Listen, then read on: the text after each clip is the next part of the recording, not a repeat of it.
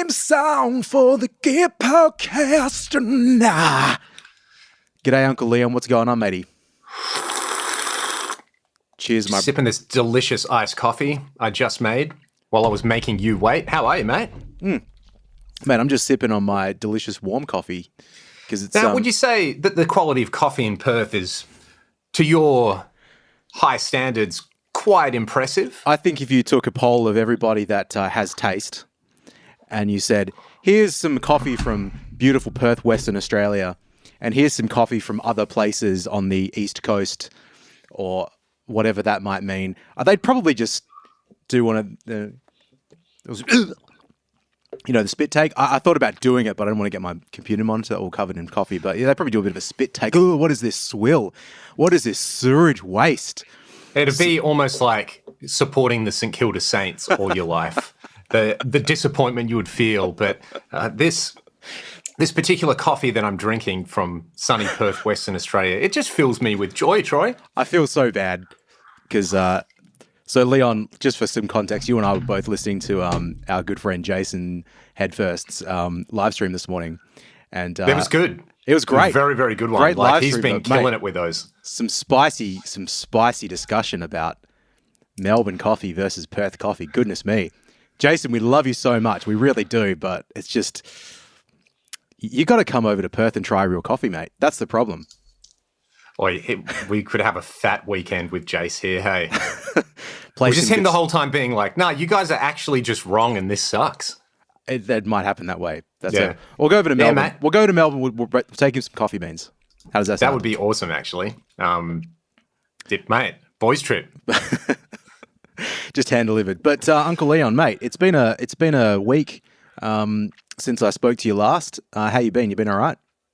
Yeah, pretty good. I thought the live stream we did was pretty fun. Bunch of people hanging out. I've been well, mate. It's warming up here. So the sleeves are off, the suns are out, the lack of guns are out. Can you see what's above my shoulder there, mate? I was going to say, how's an air-conditioned studio treating you, Troy? It's off at the moment because it's just too cold. So too cold and too noisy. It's actually so quiet, man. I've just flicked it on. I don't think you'll hear it in the microphone because I denoise this stuff anyway. But I tell you what, mate. 22 degrees, perfect temperature for me. Maybe I do 23 degrees, depends on the day. The lowest fan speed, and it's still too cold. What am I supposed to... I can crank the temperature up, I suppose, but just want a moderate chill. I don't need it to be too hot. I don't need it to be too cold. Just give me room temperature. I want perfect room temperature. Reminds me of a story that a friend was telling me, and he's a tradesman, and this was years ago. He was saying he'd been watching a documentary about some catastrophe or crisis that had happened. It was an earthquake or a flood or something like that, and it had really affected this guy. He was quite taken aback by what he had seen, and I feel like I'm setting this up like it's a joke, a preordained joke. It's an actual experience. Yeah, but it's a joke. Okay, go on. No. Anyway, and he was sort of saying, it's like, yeah, man, I was really shaken up by this thing. I just kind of said to my work supervisor at lunch, like, man, I was watching this doco, and these poor people, they got nothing, and it just something feels wrong in the world. And his supervisor just looked at him and went, mate, not me. 23 degrees, split system, I'm sweet. So anytime I set the aircon to 23 degrees, I think of that inflection point of this guy feeling things and his supervisor just being like, come on, bro. What do you need? What? Don't use your brain. Don't think. Yep. Man, I've just turned this aircon on. It's like, I've got the headphones on, but it's quieter than my computer. It's amazing. It's amazing what modern technology and $3,000 will get you. What a time to be alive. But yeah, otherwise, mate, you've been following the trade period very much or what? Oh, a little bit. AFL trade period. We were just kind of chatting about it to any of our listeners. You can just skip ahead, or maybe you can learn something about AFL. Something. It's kind of like the NAM of the footy season, right? Where you have the rest of the year where things just happen, and then trade period is what players being moved around, who's going where. Basically, 100% of the journalists that cover it are just absolute meatheads who really don't know anything. They try to think, they try to analyze, and they're just proven wrong so many times. Yep. It's they're like the Guitar World of journalism. Because I mean, hey, look, incoming rant. What did Guitar World do anymore except like repost talking points from YouTube videos? Like they would put a thing up like podcast co-host Troy Nababan and Leon Todd were talking about the benefits of an air-conditioned studio, and then there'll just be a bunch of affiliate links to aircons. Like, I didn't know Guitar World was still around. To be fair, they did a video with Bill Kelleher during the week, which I watched, and I was like, I like Bill Kelleher. He seems like a cool guy. It was the first thing I'd seen them do that was a piece of original content for like 10 years. Yep. And they were like trailblazers. What's that guy, Paul Riario? He used to do all the reviews, and he could tune his guitar from scratch really fast. Oh, yeah. I did that once at a school concert and in like 2009, doing sound. And it was a big band with a guitar player that just clearly didn't have a tuner. And there was like 20-something people on stage all looking at him, as well as like about 100 people in the audience waiting for this kid to play. And you just went. And it was so embarrassing. So I grabbed the guitar and I was just like, tune. And I just said to the piano player after I tuned it, can you just give me an E? And they went, dung. And I was like, played the low note, dung. And I was like, it's in tune. And then I gave him the guitar back, walked off stage. They clapped me off, Leon. No joke. Got clapped off. The high point of your career. Oh, yeah, it was a good feeling, all those years. It was a clutch moment. All those years. But yeah, enough about the trade period, mate. So what's been happening in Guitarland for you? Had a couple of videos come out. You've been pretty busy. Been very busy, mate. Elspeth was away last week, so all I did was work. Yep. I didn't have a moderating influence in my life to say. Records off the shelf. Yeah, Just exactly. Doing a little bit of that. Yeah, there was like Fender did the Tonemmaster Pro. That's a pretty big thing that people are talking about. What are your impressions of that, mate? I know you haven't played one. You've just probably watched 3 minutes of my video, and that's about it. I probably watched maybe a little bit more than 3 minutes. I didn't watch the whole thing, but we spoke about it. I think we spoke about it on the last week's live stream thing a bit. Yep. So sounds okay. So I went to a music shop yesterday and I saw one in the flesh and it looked okay. I touched the knob, actually. I made sure to just touch the little pot because I was interested in what it felt like. Seems fine. I mean, it's just like, what am I going to do? Get excited about another modeler? It's just not going to happen, I mean, what are your thoughts? Because lots of talk about it, and then, I was watching something that's slightly unrelated. It was, what's the guy's name? He's a synth YouTuber called Jorb. I really like his videos. He's just like, he just gets it done. Mm-hmm. He's really good at what he does. But he did a video about Behringer and, he was like, look, I'm not going to talk about the actual products, more about the business practices and, them just being the edgelords of the world. And he was kind of saying how, because they put out a post a little while ago, like, oh, it's weird that YouTubers don't do our, we're not paying anyone, we're not sending out free products or something, because we love, we just love our users so much that, we want to pass on all those savings because we are the saviors of synthesis. Mm-hmm. And he made this point in the video, totally unrelated, but it was sort of like, there's not this like cabal of YouTubers. He's like, just people sitting around. It's like doing what we're doing. Like, what did I do today? I woke up, I gave 2 guitar lessons. I moved a few cables around. I went to the gym. I made myself a coffee. I made myself lunch. That's kind of it. It's not like I was on the blower. You got your aircon set to 23 degrees. 23 degrees, split system, mate. Love and life. But, it's not like suddenly I had some like Zoom meeting with everyone else who does guitar YouTube and it was like, what are we hitting this week, boys? So, anyway, I was chatting to someone who had also made a video. They went and paid for their unit and, they had some interesting, I think, really salient points to talk about with, touchscreen driven stuff. Mm-hmm. So, you're a long-time user of the good old HX Stomp. Yep. It's pretty easy to use from the front panel, right? Yeah, it's on the ground right now. I was playing with it today. I was dialing amps in today with the knobs because, it's not like I can't do it with the software editor, but now that I understand how the unit works, it's just as easy to do it with the unit. You know what I mean? Like, I think the earlier fractal units, and I'm not going to speak for like the latest iterations, but like the AX8, I've done it, but it's kind of a pain. Certainly the Axe Ultra was kind of a pain. But man, like with this thing, just the knobs are there, like, and considering how limited, what are there? There's like 1, 2, 3 encoders with buttons, or actually main ones, and another 2. Like with 5 knobs, you can basically do whatever you want. Like you page across for things, and this on the fucking Stomp, man, it's like a tiny one. Like you've got the big Helix, it'd be even easier. So anyway, I find that a fairly easy to operate unit. So yeah. Does that answer your question? Yeah, I was just going to say, do you miss touchscreens on it? Obviously not. And not really. My question to you is like, do you think it's going to be a necessity going forward, or will it just be something that, like anything else, it's just going to depend how it's implemented, and it might be really annoying if everyone does it? I think it always depends on how it's implemented. I've only had very limited experience with the Quad Cortex, but that's touchscreen, isn't it? Correct. Yeah. Does that make much difference? Is it snappy, or does it feel like a phone? It doesn't feel like a phone, but it's pretty snappy. Like they've got to me, like the hybrid thing, the thing that I really like. Look, there's a point I'm getting to here, Troy. I think the Tone Master does it pretty well for a touchscreen thing, but it's not necessarily a touchscreen thing. When you use this stuff, you're probably going to use 2 hands a lot of the time. Mm-hmm. It's nice to have a one-hand thing while you play a chord and swipe and do things like that.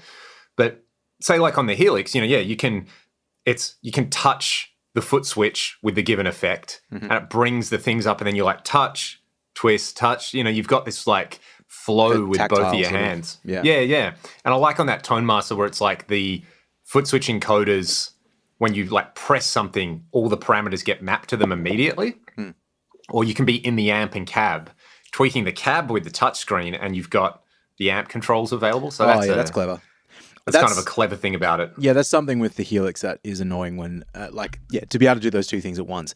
When you're in a plugin, as in like an audio plugin, not so much the software editor for this stuff, but it's also a bit of a pain. If you've ever used like a actual analog mixing console, for example, or a hardware compressor where it's like, I just put an 1176 plugin on my vocal just when we're doing this live, right?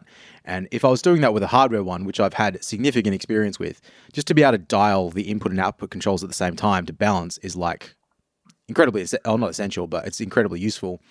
And it is hard to do that with one click of a mouse. Right. And same as like, man, it doesn't drive me nuts, but I don't really like that aspect of the modelers and, just one knob and then paging across and not being able to see everything at once. It's like, it is a bit of a pain. And also, I guess the way that it's something to say. I don't love the way that the interface looks with the sliders. Yeah, right. But I also can live with it.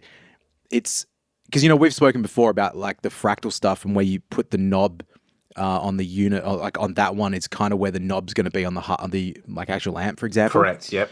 So if that's what you're after, like from the HX Stomp or the Helix, or that whole stuff, I don't know if that's quite the same.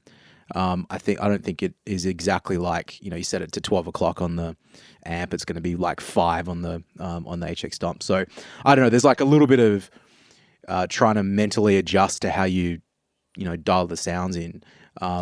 Which for someone like me, I do stuff orally, but I do stuff very visually too. And as kind of embarrassing as that sounds, it's like I kind of sometimes when it looks like the knob looks like it's in the right position, then I'm like, great, I'm ready to play. Yeah. It's so stupid considering like, I'm supposed to use my ears for a living, but that's how it is. So, but it's kind of like, okay, so to tie this into stuff I've been doing with your gear, like it's the 11 o'clock on a Marshall thing. Yep. You just, there's a good rule of thumb with a lot of stuff as a starting point. Yep. Or the 1176 thing with the input and output, being able to swish those really quickly. Mm-hmm. That is something that gets lost with those devices or lost in a plugin. So I've just been on this thing about like, it's the word of the week, right? Skeuomorphism. Oh, yeah. There is something to be said, and I think it's like where you have a little symbol or a color that goes along with like a list, or I don't know, if you're on you're on the Helix, like what color, the drives are like a particular color when they come up, right? Yep. You've got that like color coded thing. So the more you use the unit, the more it reinforces that connection between things.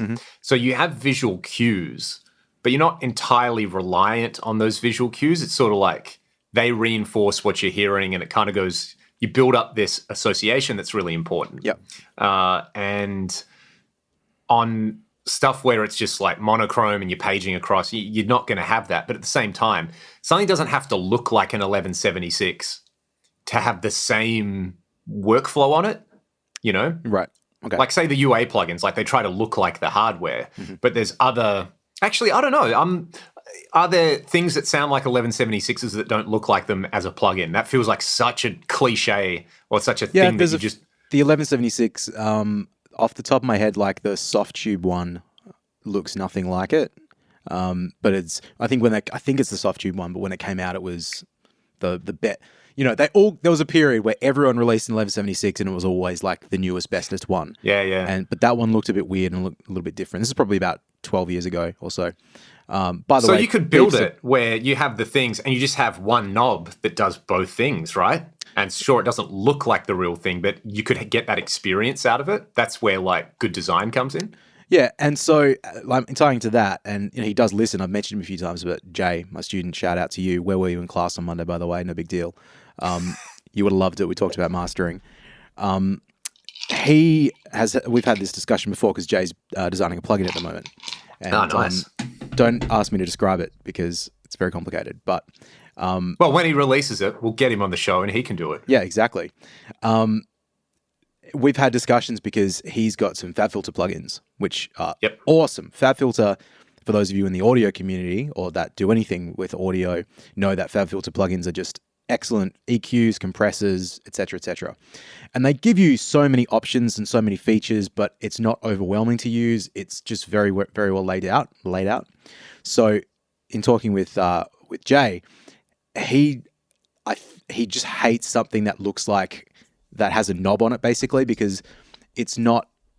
And this is also a generational thing, I think, because he doesn't come from like, all right, well, I've been in a studio for 10 years and my 1176 has to look like an 1176. It's like, great, well, I need a compressor that has a threshold and ratio and attack and release and stuff. Just put it there on sliders, dun. Michael Tan's the same, I think. Yeah. Like he's just, shout out to you, Michael Tan. But like just really anti something looking like a knob when, you get the same, like it doesn't change the sound. But I guess, yeah, if you're using it in a certain way and you're used to the way it feels to put something in a certain place, it will, I guess, affect the way you use it, which is not necessarily a good thing. I mean, if we're all just using our ears, then it doesn't really matter either way. But unfortunately, we're not mixing with our eyes closed. Yeah. But also, it's such a good point you bring up about the generational thing.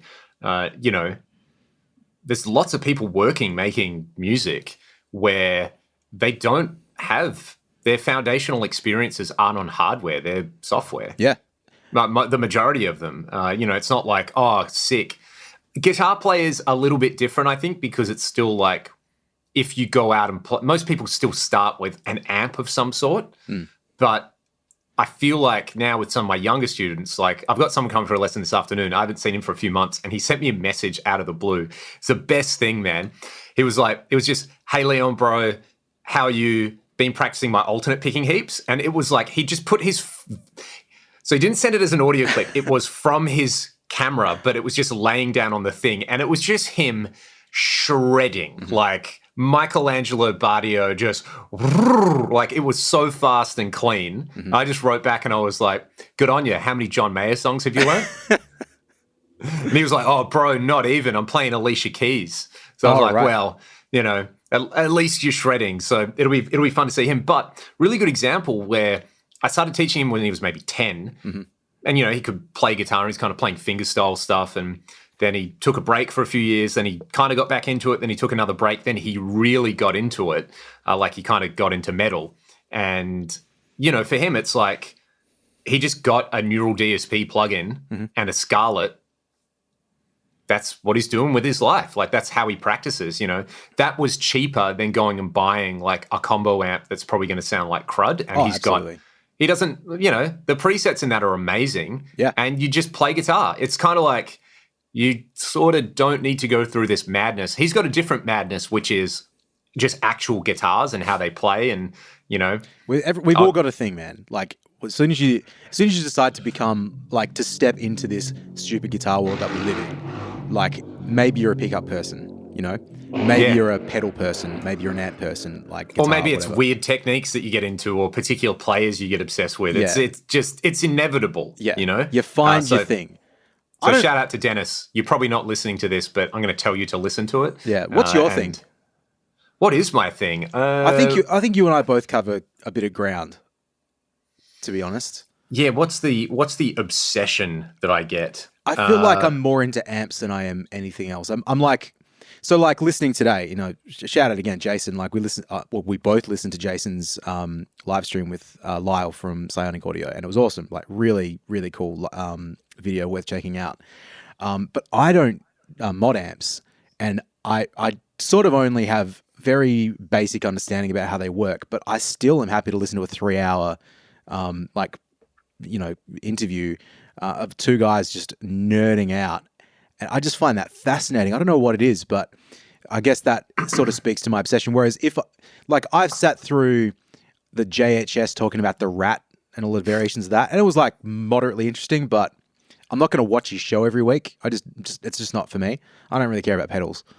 So, yeah, man. Like, what is my obsession? Pitch detune, maybe. I don't know. I feel like that's too like narrow of a category. I think it's like you got your guitars, you got your pickups, you got your amps, you got your pedals, maybe speakers. Like, shout out John Brown. Shout out John Brown. Yeah, the other John Brown. His Satriani signature amps video was really good. During the week, so I enjoyed that. But look, pickups, I think I don't care anymore. Yep. Like, and because g'day. I bought this guitar. Did ya? So you took a picture of it and sent it. I didn't realize you bought it though. Yeah, man. It's pretty good. So this is a DGT SE for anyone wondering. Yes, there'll be a video with it at some point. You probably hear it in a bunch of videos. Paul didn't hook you up, hey? Paul, where are you, mate? Paul, why aren't you listening to this podcast? We should get Paul Reed Smith on here. Do you reckon he'd do it? Could you imagine? We could get a line to Paul Reed Smith, couldn't we? Could you imagine how much talking past one another there would be? Oh, it'd be awesome. It'd be... You met him, hey? I've met Paul, yeah. I'll tell you my Paul Reed Smith story again. The long story was he was practicing before he went on stage for a jam, and I didn't recognize him. And someone was trying to show him a riff, like a slide riff. And, I've been in this situation, probably with you, like, here's how the riff goes. And I'm like, I can't get it. Yep. And I'm getting frustrated. And I just kind of witnessed this man getting frustrated playing slide, and I was sort of like, I feel you, bro. So I just kind of smirked at him and gave him a nod and walked away, and then was watching Eric Johnson play on the side of the stage, and this guy walks up, and I'm like, that's Paul Reed Smith. That's also that guy I kind of smirked at. And I was like, oh, hey, Paul, love your guitars. And he goes, oh, you're the guy that laughed at me. And that was a very, no, it was because I empathize with you. And anyway, his immediate question was like, what guitar do you play? Oh yeah, how do you like it? What would you change about it? So always on the job. Yep. That was the vibe that I got from him. So that'd be, mate, the opposite of the Marge Simpson philosophy. Like just aim for the stars and always be disappointed. Yep. Paul's a guy that's obsessed with everything. I mean, I feel like, well, he's clearly got his obsessions in there, but, this 5 years ago, I would have been like, the immediate thing, how am I going to change these pickups? What am I going to do with them? Yep. And then I'd spend the next 5 years cycling through stuff before I came back and was like, the original pickups are fine. So the original pickups in this sound really, really good, man. Look, it's less an obsession and more just laziness, but I'll put locking tuners on it at some point. But so far, so good. Pretty awesome. I feel like delay might be my obsession. Oh, yeah. I own a lot of delays. Let's see. There's a 2290, a PCM 70, there's a Sony delay, there's an Eclipse, there's an H3000, there's a Dig, and an Axe-Fx in front of me. So it's kind of like delays. Yep. I picked up a hologram microcosm. Oh, yeah, I sent you a photo of that. Very interesting. My initial impressions of it were that it was just like hipster garbage, but it's actually pretty amazing. Like talking about that, like the way it's laid out. I got a video coming with it, so talk about it another time. But that's very cool. I was so last week when this aircon was being installed, I went down to Revolver, the studio downstairs, and I was doing a bit of a tidy up. And so Uncle Leon, you know the rack, the Gator rack? The 10-unit Gator rack, it's there, which is just for everybody else. It's still, I still have it. It lives. It's a rack that, like, you bought off our friend Mike, years ago? And then, like, I borrowed it, and then I didn't need it. I gave it back to you, and then you didn't need it, and I've got it now. But it's just so big, it's big plastic bloody rack. It's always just gets in the way. But I forgot I filled it with stuff when the studio got moved around. So it's got like, some old, like, 90s Behringer units and stuff in it. It's kind of the rack of stuff you're never going to use again. But in the bottom of it is a pair of Yamaha D1500s? 1500s, yeah. So sick. We should do those because they were the SDE alternative. Yeah, I'll grab them out of the rack, and I'm sure Vic won't mind if you borrow them for a bit if you want to. Awesome. A bit of a play. I've been wanting to get one for ages, so that'll be a fun one because you can link them. Yeah, which is cool. Like you could link the SDEs as well. Maybe delays. What else? Going just quickly to go back, the DGT SE that you got compared to your USA one, how does it feel? Any major differences? The neck's a bit wider and actually a bit chunkier. Yep. So I think, and it's funny because there were there was at least one person who mentioned they were like, they didn't like the core model because of the neck, but then they bought an SE and loved it. It's the neck on my Macati. Yep. It's a little more like that. Okay. I'm pretty sure the core model's a little bit narrower and shallower, but I'm pretty sure they're the same frets. The frets feel really good. I'm coming to think it's, is this a budget guitar if it costs 1,500 Australian dollars? You know what's interesting though, man, is in 2003 when when I was obsessed with getting a PRS because Mike Einzinger played it and I kind of liked Creed at the time too.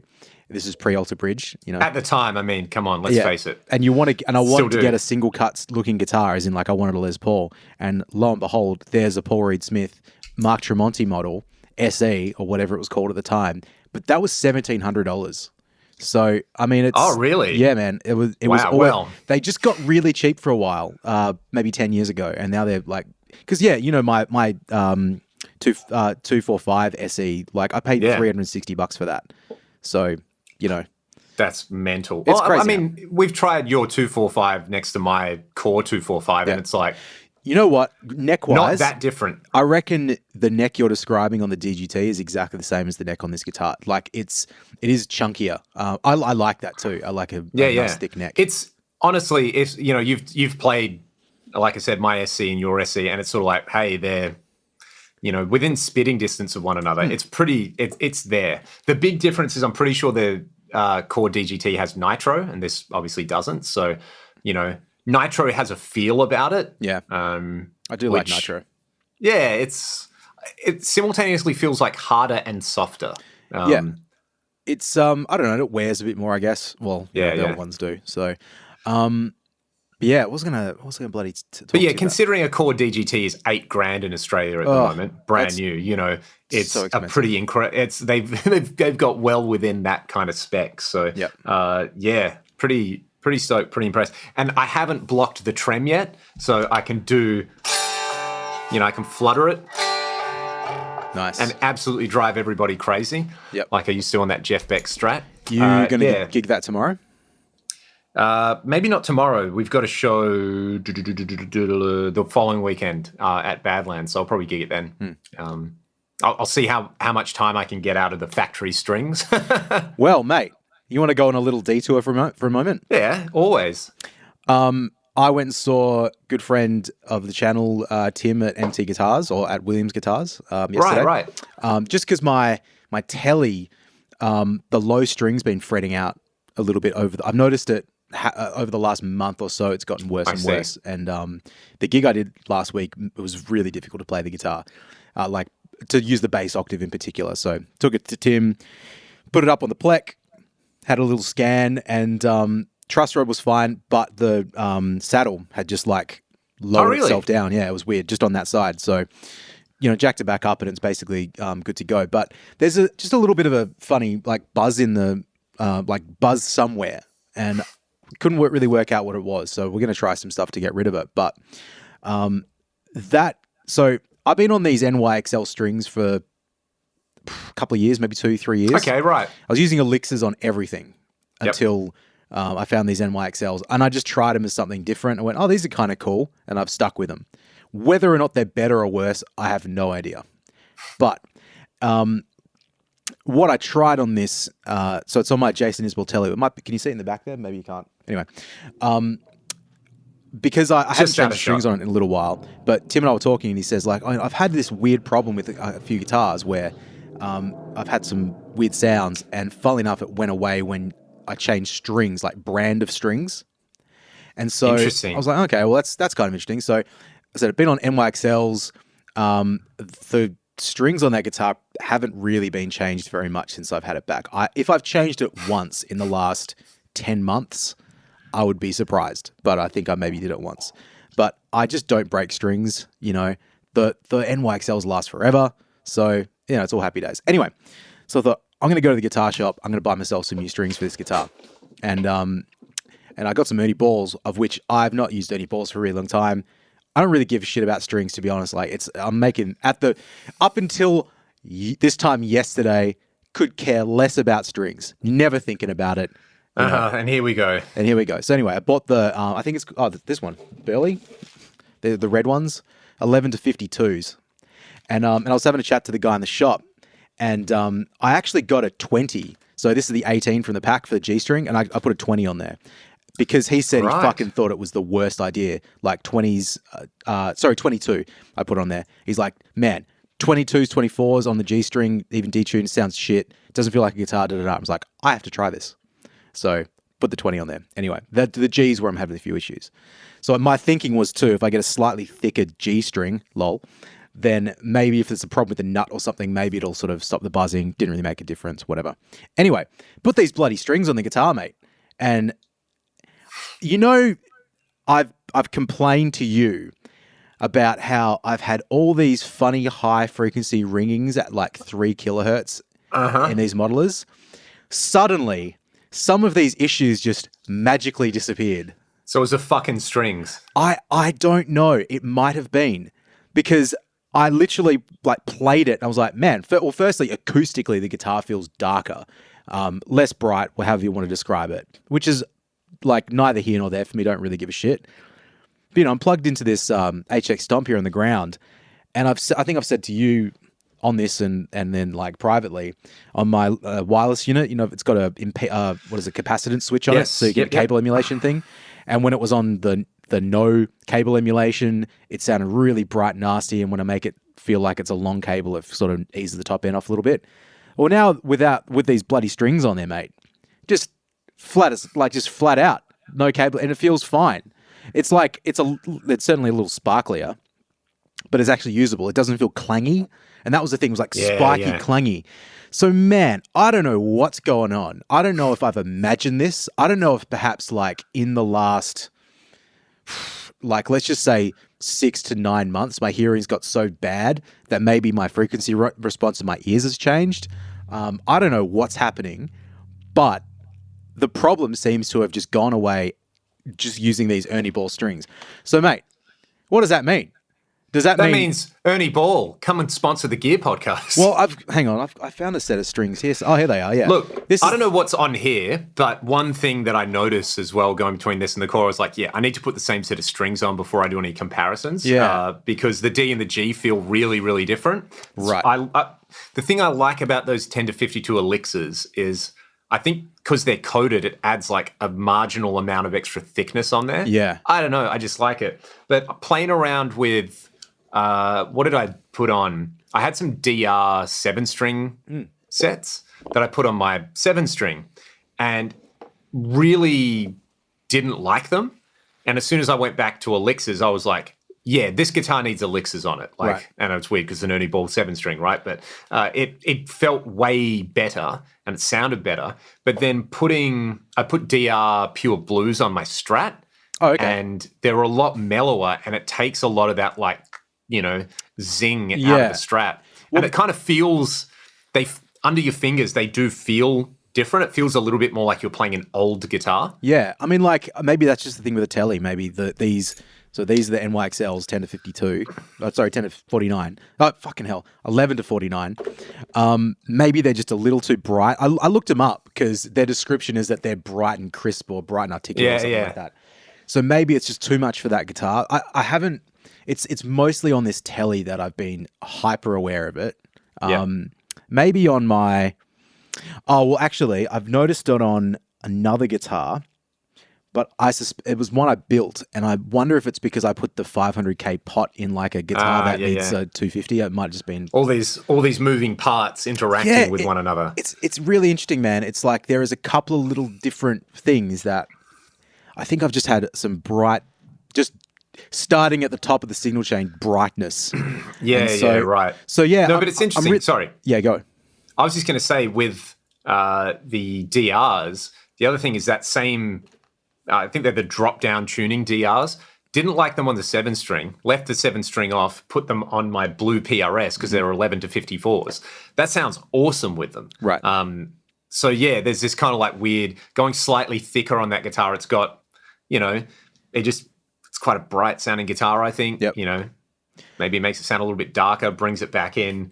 Whereas on the, didn't like them as much, as I said, on the Ernie or on the McCarty. So it's like, this is kind of a form of madness. I don't care that much. Yeah. But it's like that, what it is? It's that last 2% of the sound where you're like, if I'm playing any of those guitars through like my favorite patch on the Axe, or I'm playing them through your Marshall that I've got here, I'm playing them through the Mark series, I don't care. Mm-hmm. But if I'm playing them a lot and going between all of those, and then I change the strings, then I'll be like slightly more happy. Yep. I'll happily drink, You'll happily drink a Melbourne coffee. I'll happily drink a Melbourne coffee, bro. It's going to be awesome. It's going to be completely acceptable.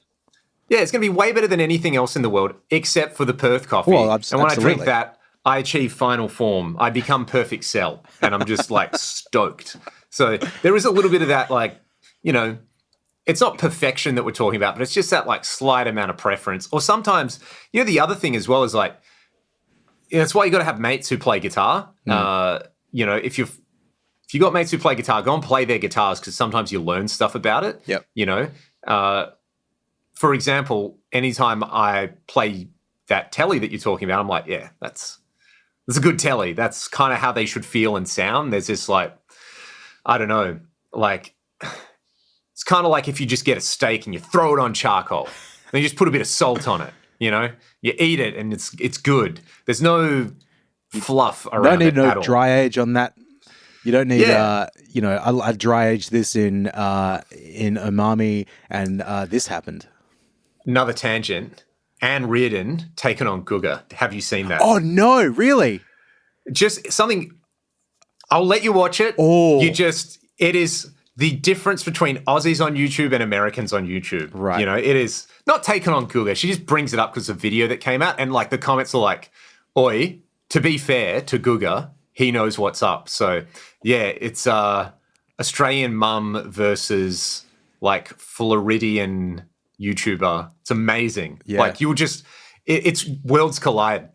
Does Guga respond in real time, or is it just no? It's a reaction sort of thing? It's basically like one of those, someone sent her the video and what do you think? And she does her thing with it, and goes and, I won't spoil it for you. You'll just love it.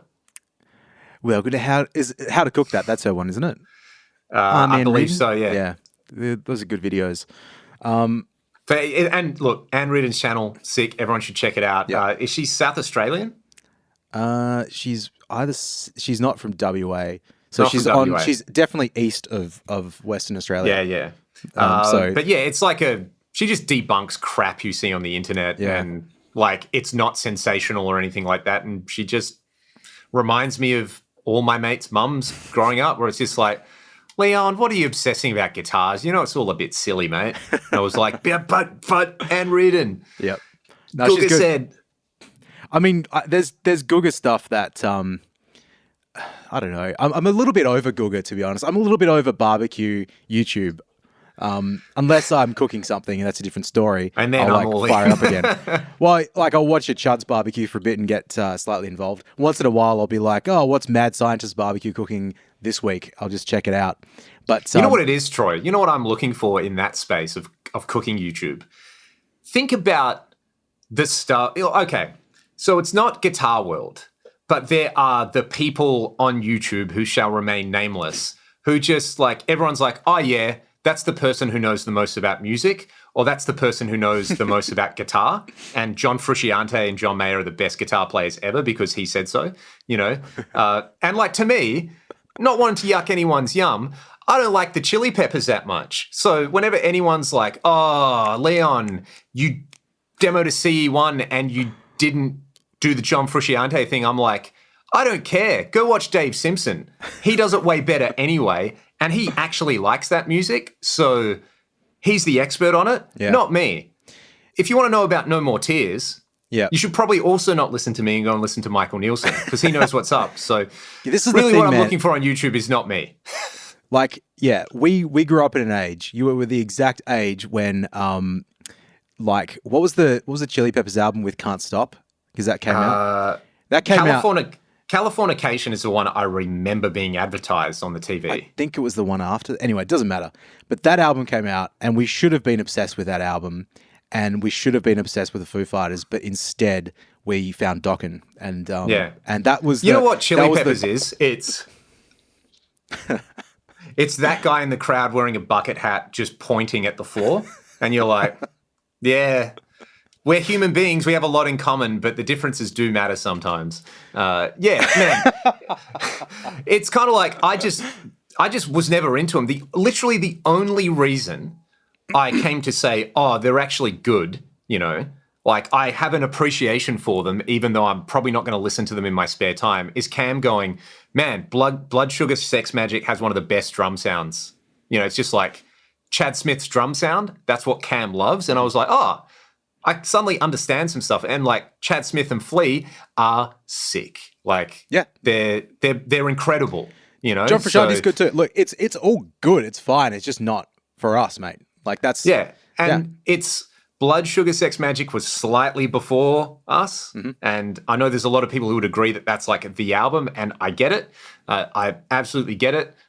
You know, there's just I don't have the bandwidth in my life to, and Foo Fighters.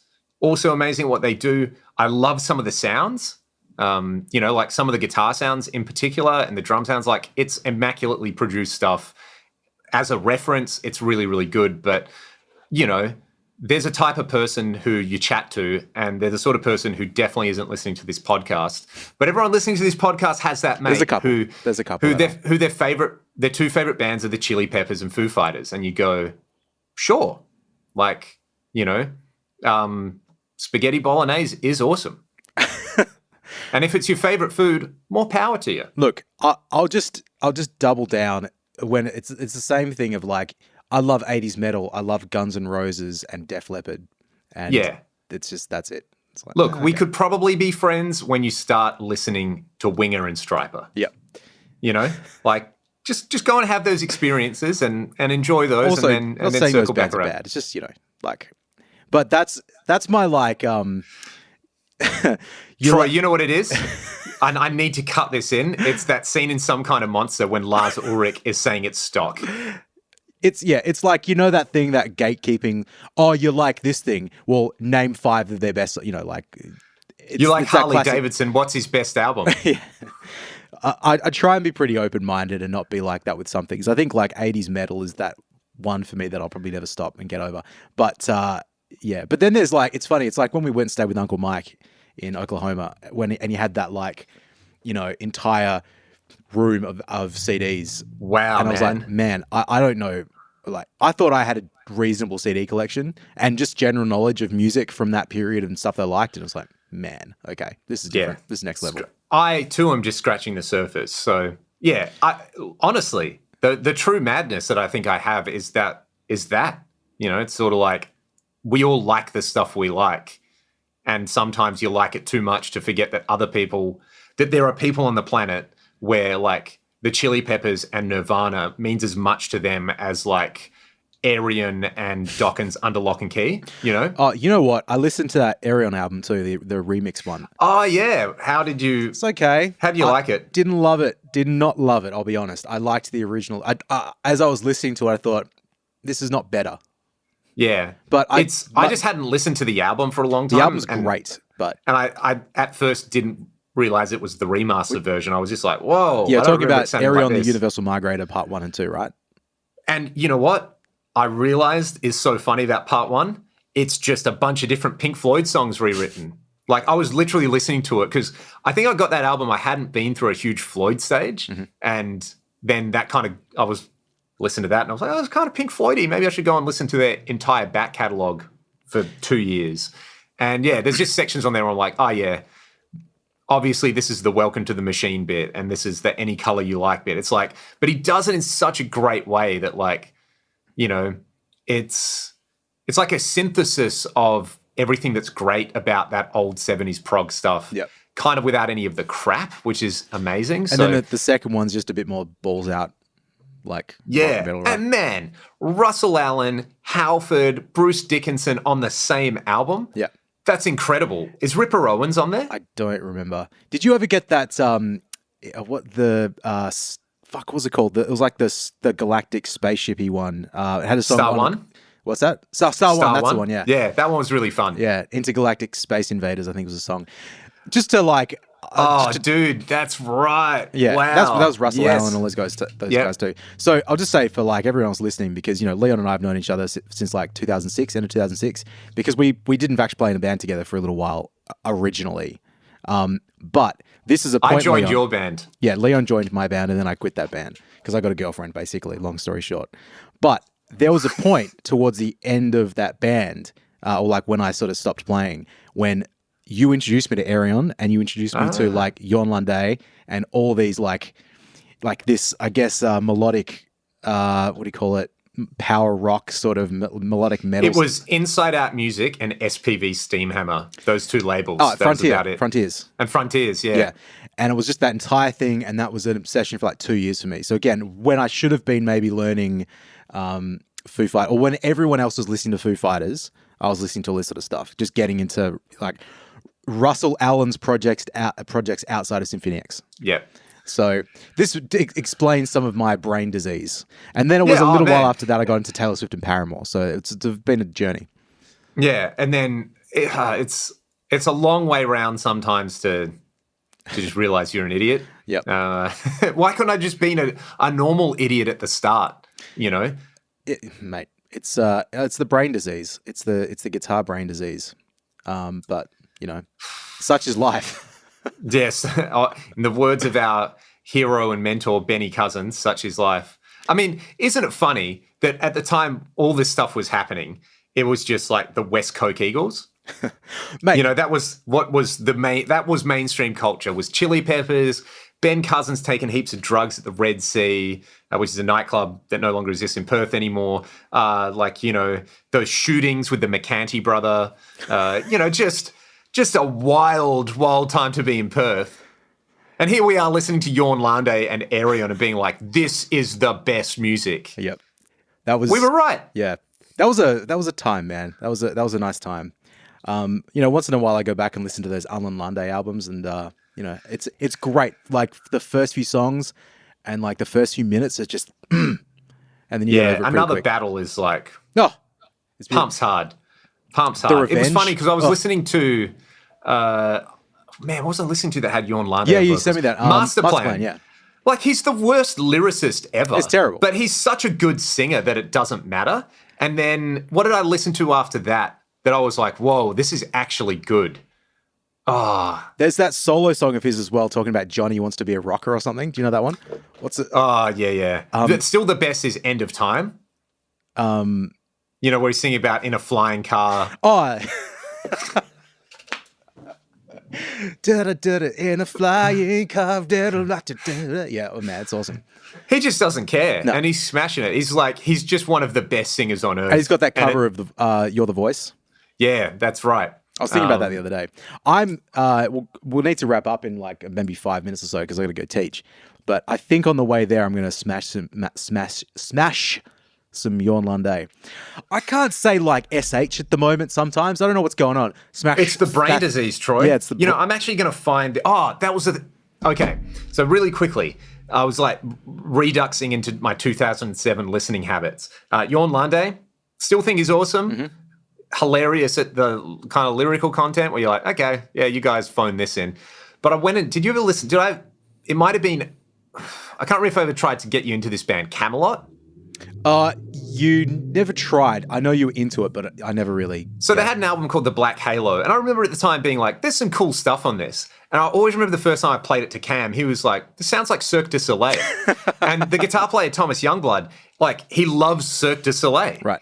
And I was playing it to Elspeth because I was like, you might like this. I'm just going to tell you a couple of words, and it's Cirque du Soleil metal. And she was like, yep, it's got a bit of that musical theatre thing in there. But I was listening to it. I think it was, I forget who mixed that album, but they did a bunch of stuff around then. I still really liked it. Like the singer on it, and the lyrics are pretty good. It's about Faust. Mm-hmm. Like it's a retelling concept album. There's some interesting stuff. Like there's, for me now, too much double kick, too much power metal, but the singer on it is awesome. And there's some really good sounds. And yeah, I expected to hate it because I'm listening to power metal stuff. But yeah, Camelot, The Black Halo, really, really good. And then back into the Aryan stuff. Out of all that stuff, the Aryan stuff I listen to now, I'm like, yeah, Ian Lucassen, you're fucking amazing at what you do. You're doing all the production, and he's basically doing everything except singing the songs and playing drums. Yep. Like all the synth stuff is really cool. He sings on one of the albums. The one that's got James LeBrie on it. Was what was the one with Devin Townsend? That's the same one, Human Equation? Yeah. I think he plays one of the characters. Interesting. That was a good album. I need to go back and listen to that actually because I remember that being pretty good. But there was like stuff that was too modern for me at the time. Yep, man, what different people we were 16 years ago. It was very funny. If I could meet myself from then, I'd just pat myself on the head and go, "Just keep going, mate." Yeah. Which you're working. I know you got to go, but the very first gig I ever did, I remember one of the security guards coming up to me, and this was the moment I realized I had work to do. And he goes, "Oh, hey, mate, yeah, that was pretty good. You remind me of Steve Vai." And I was like, "Oh, thanks. That's a nice thing to say." He's like, "Yeah, mate, you'll get there one day." Which was like the ultimate, yeah, but you're shit kind of thing. So you got the moves, but not the chops. So still trying to get there. Mate, I know you got to go. We got to go. Look, we can saunter out. We can saunter out slowly. I've still got another 3 minutes. So, it's fine, mate. Like, people can just wait for me. I'm a very big, important person now. You know what I'm saying? I'm trying to think if there was anything else guitar-wise. I want to talk about those strings with you because I'm very excited that this guitar's got heavy strings on it. And from little things, big things grow. Very true. Just so Uncle Leon, you're aware, and everybody else is aware, I'm in Adelaide next week, so probably no episode. But we have some fun stuff this weekend.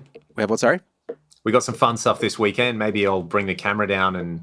Yes, that's what we're going to talk about. We have an amp day on, speaking of like having friends with cool guitars and stuff. So Sunday should be amp day at the studio.